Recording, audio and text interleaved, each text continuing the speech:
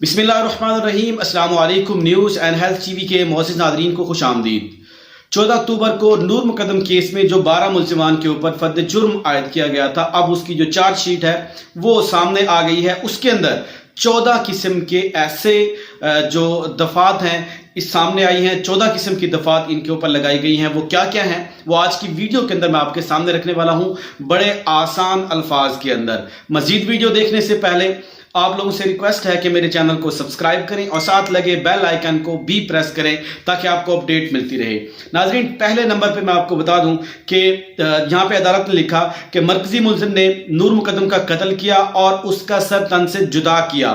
اس تناظر میں جو قتل کی دفعہ بنتی ہے 302 وہ لگائی گئی، لیکن جہاں پہ میرا ایک آبجیکشن ہے، شروع سے میں کہتا آیا ہوں کہ جو 302 ہے یہ وہ جرم ہے قتل کا جس کی جو صلح ہے وہ کی جا سکتی ہے۔ جس طرح آپ کو پتا ہے کہ آسما رانی کی جو میڈیکل کی سٹوڈنٹ تھی اس کیس میں یہ دفعات لگائی گئی تھی، اور اس کے بعد اب ملزمان نے آپس میں جو ہے وہ صلح کر لی ہے مدعی کے ساتھ، اور وہ بری ہو گیا ہے۔ جو درندہ جس کو اتنی مشکل سے دبئی سے گرفتار کر کے لایا گیا تھا انٹرپول کے ذریعے، اب وہ رہا ہو گیا ہے۔ تو اس طرح یہاں پہ 311 لگانی چاہیے تھی جو کہ ناقابل صلح جرم ہو، اس کے اندر صلح بھی نہ کی جا سکتی ہو، یہ جرم اس کے اوپر جو ہے وہ دفعہ لگانی چاہیے تھی۔ اس کے اندر 302 نہیں لگانی چاہیے تھی، کیونکہ یہ ہر وقت ایک جو اس کی صلح کی جو تلوار ہے وہ لٹکتی رہے گی۔ اس کے اندر میں آپ کو دوسرا پوائنٹ بتاتا ہوں کہ مقتولہ نے 18 سے 20 جولائی کو بھاگنے کی کوشش کی ہے، جو ونڈو سے بھاگنے کی کوشش کی ہے، واش روم ونڈو کا وہاں پہ لفظ استعمال کیا گیا، اور وہاں پہ ملزم زاہد جعفر نے اپنے ملازم کی مدد کے تحت اس کو روکا اور پھر اس کو گھسیٹتے ہوئے اندر لے گیا۔ تو اس لیے اس کی جو سیکشن ہے 364 وہ اس کے اوپر بھی لگائی گئی ہے زاہد جعفر کے اوپر۔ پھر اس کے بعد عدالت نے پھر اگلے پوائنٹ کے اندر کہا کہ 18 سے 20 جولائی کو انہوں نے جو ہے ایک غلط قسم سے ان کو اغوا جس طرح قید کیا، تو اس کی بھی سیکشن لگائی گئی ہے 340 اس کا سیکشن لگایا گیا ہے۔ اس کے بعد زیادتی کا سیکشن پی پی سی کی جو دفعہ 376 ہے زیادتی کی، وہ ان کے اوپر زاہد جعفر کے اوپر لگایا گیا ہے۔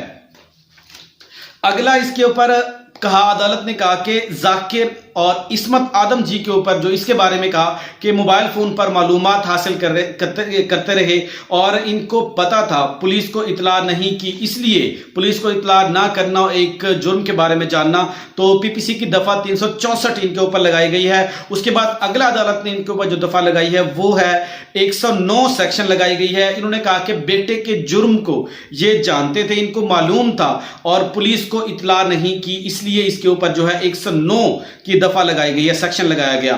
اب باری آتی ہے تھراپی ورکس کی باری آتی ہے۔ تھراپی ورکس ٹیم بھیجنے کا مقصد ثبوت کو ٹیمپر کرنا تھا، اس لیے اس کی سیکشن بھی شامل کی گئی ہے۔ عدالت نے یہاں پہ واضح طور پہ لکھا جو تھراپی ٹیم جو ہے وہ بھیجی گئی تھی یہ سہولت کار کے طور پہ گئی تھی، نہ کہ جو ہے اس کو، کیونکہ ان کو پتا تھا اس چیز کا، اس کے باوجود بھی انہوں نے پولیس کو اطلاع نہیں کی۔ اب اس کے بعد اگلی جو دفعہ لگائی ہے اس کے اندر کہا کہ ذاکر جعفر، عصمت آدم جی، جان محمد، جمیل احمد، افتخار قانونی طور پر پابند تھے، اس مطلب باؤنڈ تھے کہ پولیس کو اطلاع کرتے، اس کا جب ان کو معلوم تھا، یہ سب جانتے ہوئے بھی جان بوجھ کر انہوں نے پولیس کو اطلاع نہیں کی، تو اس کی بھی ان کے اوپر جو ہے سیکشن لگایا جاتا ہے۔ پھر اس کے بعد عدالت نے اگلا پوائنٹ بتایا کہ افتخار، جمیل 18 سے 20 جولائی کے درمیان پولیس کو اطلاع نہیں کی، اس فیکٹ کو چھپایا، اس فیکٹ کو چھپانے کے لیے بھی 368 ان کے اوپر سیکشن لگائی گئی ہے۔ اس کے بعد عدالت نے پھر کہا کہ 20 جولائی کو ملزم نے قتل کیا، افتخار اور جمیل کو معلوم ہونے کے باوجود بھی پولیس کو نہیں بتایا، اس کی بھی سیکشن جو ہے وہ الگ سے لگائی گئی ہے۔ ملزم کے سہولت کار بنے رہے، اس کی جو 109 اور 302 مطلب قتل کی دفعات کے ساتھ جو ہے یہ 2 دفعات شامل کی گئی ہیں، ان کے اوپر لگائی گئی ہیں کہ یہ سہولت کار بنے رہے۔ اس کے بعد اگلا عدالت نے اس کے اندر جو پوائنٹ لکھا ہے وہ ہے 20 جولائی کو آخری مرتبہ مقتولہ نے اپنی جان بچانے کے لیے ونڈو سے چھلانگ لگائی، لیکن افتخار اور جان محمد نے گیٹ بند کر دیا، گیٹ کھولنے نہیں دیا اس کو، اور مقتولہ کو جانے سے روک دیا، جس کی وجہ سے مقتولہ کا کیا ہوا، قتل ہوا۔ تو یہ سیکشن بھی اس کے اوپر جو ہے وہ لگایا گیا ہے۔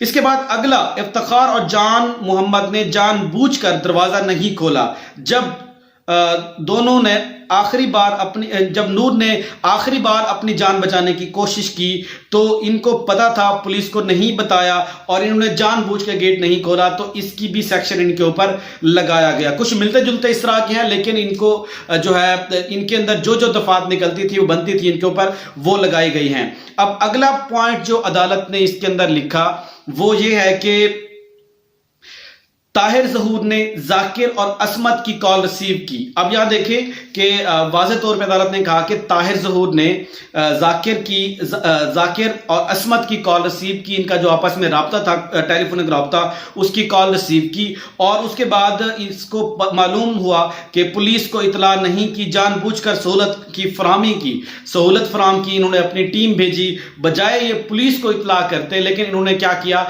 कि अपनी टीम वहां पे भेजी, तो इसका भी इन्होंने इनके ऊपर जो है वो दफा लगाई गई है।